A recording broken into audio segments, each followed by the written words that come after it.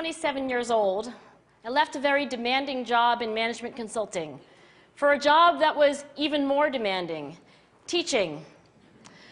I went to teach 7th graders math in the New York City public schools.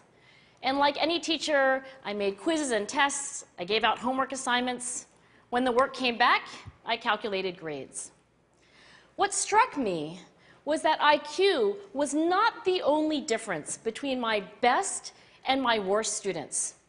Some of my strongest performers did not have stratospheric IQ scores. Some of my smartest kids weren't doing so well. And that got me thinking. The kinds of things you need to learn in 7th grade math, sure, they're hard. Ratios, decimals, the area of a parallelogram. But these concepts are not impossible. And I was firmly convinced that every one of my students could learn the material if they worked hard and long enough. After several more years of teaching, I came to the conclusion that what we need in education is a much better understanding of students and learning from a motivational perspective, from a psychological perspective. In education, the one thing we know how to measure best is IQ.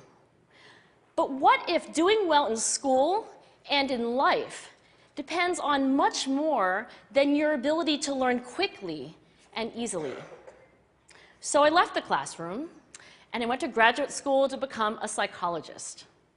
I started studying kids and adults in all kinds of super challenging settings. And in every study, my question was, who is successful here and why? My research team and I went to West Point Military Academy. We tried to predict which cadets would stay in military training and which would drop out. We went to the National Spelling Bee and tried to predict which children would advance farthest in competition. We studied rookie teachers working in really tough neighborhoods, asking which teachers are still going to be here in teaching by the end of the school year. And of those, who will be the most effective at improving learning outcomes for their students? We partnered with private companies asking which of these salespeople is going to keep their jobs and who's going to earn the most money. In all those very different contexts, one characteristic emerged as a significant predictor of success. And it wasn't social intelligence, it wasn't good looks, physical health, and it wasn't IQ. It was grit. Grit is passion and perseverance for very long-term goals. Grit is having stamina. Grit is sticking with your future, day in, day out, not just for the week, not just for the month, but for years, and working really hard to make that future a reality. Grit is living life like it's a marathon, not a sprint. A few years ago, I started studying grit in the Chicago public schools. I asked thousands of high school juniors to take grit questionnaires, and then waited around more than a year to see who would graduate.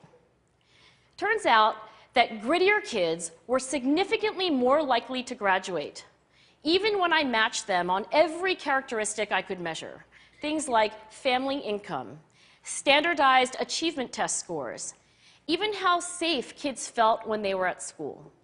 So it's not just at West Point or the National Spelling Bee that grit matters, it's also in school, especially for kids at risk for dropping out.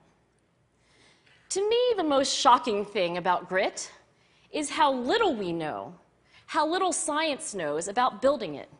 Every day, parents and teachers ask me, how do I build grit in kids? What do I do to teach kids a solid work ethic? How do I keep them motivated for the long run? The honest answer is, I don't know. What I do know is that talent doesn't make you gritty. Our data show very clearly that there are many talented individuals who simply do not follow through on their commitments. In fact, in our data, grit is usually unrelated or even inversely related to measures of talent. So far, the best idea I've heard about building grit in kids is something called growth mindset. This is an idea developed at Stanford University by Carol Dweck, and it is the belief that the ability to learn is not fixed, that it can change with your effort. Dr. Dweck has shown that when kids read and learn about the brain and how it changes and grows in response to challenge, they're much more likely to persevere when they fail because they don't believe that failure is a permanent condition. So growth mindset is a great idea for building grit, but we need more. And that's where I'm going to end my remarks, because that's where we are. That's the work that stands before us. We need to take our best ideas, our strongest intuitions, and we need to test them. We need to measure whether we've been successful, and we have to be willing to fail, to be wrong, to start over again with lessons learned.